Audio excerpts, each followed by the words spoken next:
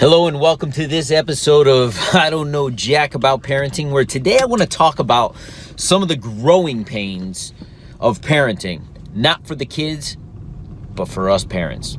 So the big question is this: how are parents like us, who don't have a manual, who are doing the best we can, who feel as though we aren't enough, how are we going to raise healthy, happy children who we are proud of and still keep our sanity in that process? That's the question, and this podcast will give you the answers. My name is Ryan Roy, and welcome to I Don't Know Jack About Parenting, a podcast for parents who are being real with themselves. Hey, welcome back to this episode of I Don't Know Jack About Parenting, where today I want to talk about some of the growing pains. And in the last few episodes, and I just do this off the cuff, and I just want to share that my 7-year-old is getting a big boy bed, like a big boy bed. Like, he went from his race car Lightning McQueen bed, which is a little twin, right? Went from his crib several years ago into this bed. He's kind of outgrown Lightning McQueen. My 17-month-old, well, you know what? He's getting a little bit bigger. He will, not that he's transitioned to a bed yet. He's still in the crib, but that transition's going to happen soon, and he's going to get his brother's bed, which I'm sure he's excited about. He loves going into his brother's room, which is now his room, and enjoying the race car bed as he loves cars. So my son wanted a bunk bed. He thought he and his brother were going to share a bedroom. I said, you guys are 6 years apart. That may sound good in theory right now, but you know what? Daddy thinks you're better off, and mommy thinks you're better off having your own bedroom, and you will thank us here in a couple of years. You two don't need to be in the same bedroom. So because he wanted a bunk bed and he wanted to be on the top bed, we bought one of these. It's a full up top with a futon that can recline out into a full bed. So when his friends sleep over, they have a place to sleep.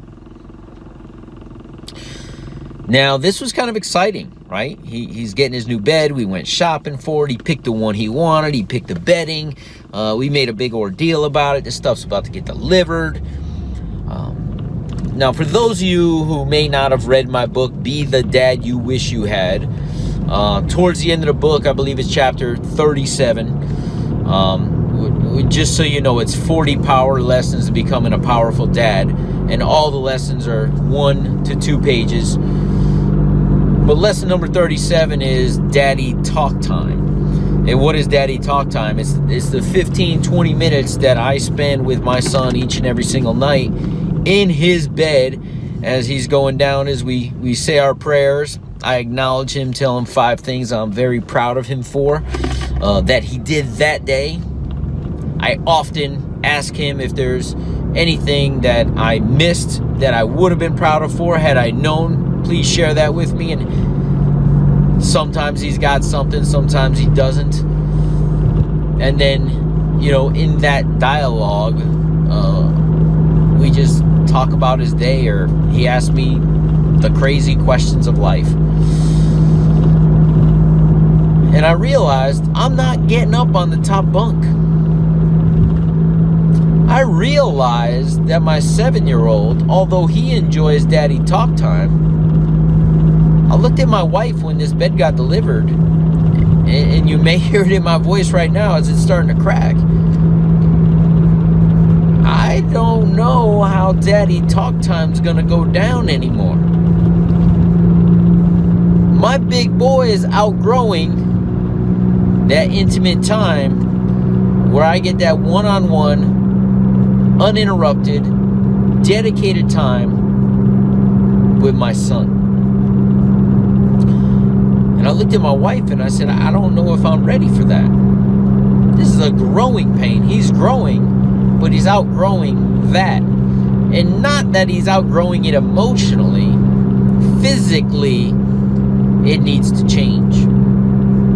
So the only thing that has changed in Daddy Talk Time now that he has this bed, is that I don't lay in his bed with him. He just lays in bed with us. We read the books like we've always done. And then we have that time where we talk. And then I bring him to his room. He goes up to his bunk. I say prayers, and then he goes to bed. But it was a little change in dynamic that, quite frankly, struck me emotionally.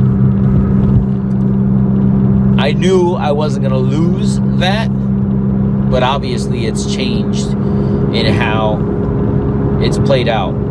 The other thing I start to think about, right? I don't know jack about parenting. I never thought Daddy Talk Time was going to end. I never thought about it at all. But obviously it's going to end at some point. The other dynamic that I need to start thinking about is having time for both children moving forward, where they both get the reading time, where they both get impacted by that one-on-one dedicated time with me, and letting them understand that there's a dynamic there that, you know, the older ones always had me.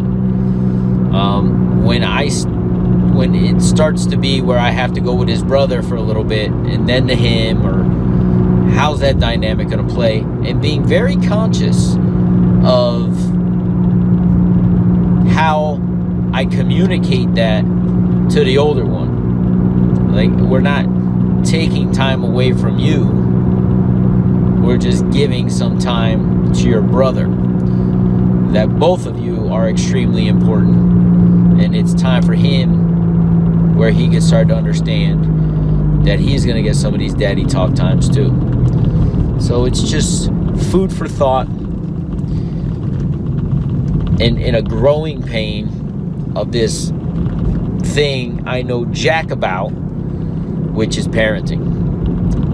And it's a daily evolution of how I can pour into, impact my kids in a positive way, and when it's not a positive way, to be enlightened enough, aware enough of myself to look myself in the mirror and say, hey, how can I do better tomorrow? Those are my thoughts for today. We'll see you in the next episode. Do you want to be the dad you wish you had? If so, go get my free book, Be the Dad You Wish You Had, at BeTheDadYouWishYouHad.com. Inside, you'll find my most effective 40 tips to quickly and easily transform yourself into the ideal dad. Go to BeTheDadYouWishYouHad.com now and get it while it's free.